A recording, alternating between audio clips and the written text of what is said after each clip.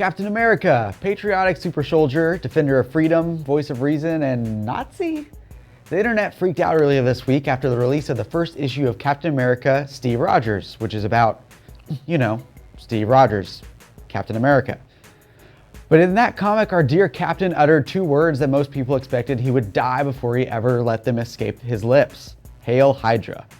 The reveal seems to indicate that our boy in Stars and Stripes has been an evil undercover agent all along. Now, Marvel wants you to know that this isn't a clone or a character from another dimension, but come on. You've read comics before, right? That kind of thing never is what it looks like, and even in the rare case where it is, nothing lasts forever. A lot of comic book characters, Cap included, have outright died only to be brought back again later. And in the grand scheme of things, this probably isn't even the strangest position we've seen Steve Rogers in. I mean, Captain America has been a werewolf before. That's not a joke, that's a real thing that's happened in the comics. So let's all just calm down and wait until at least issue number 2 before burning down the Marvel offices, okay? We owe the Cap the benefit of the doubt. Now in other news, a couple of video games are taking steps towards episodic TV. Deadline reported that Mirror's Edge, the sci-fi, parkour-heavy action game from EA, is being adapted to TV by Endemol Shrine Studios.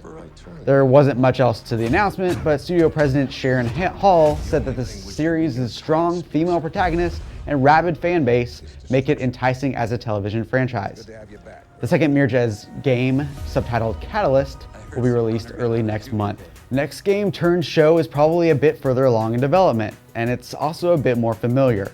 Mega Man is getting a new animated series that will debut in 2017, with some of the big people behind Ben 10 and Big Hero 6 working on it. Capcom announced the series and released the first bit of artwork from the show, and it looks different.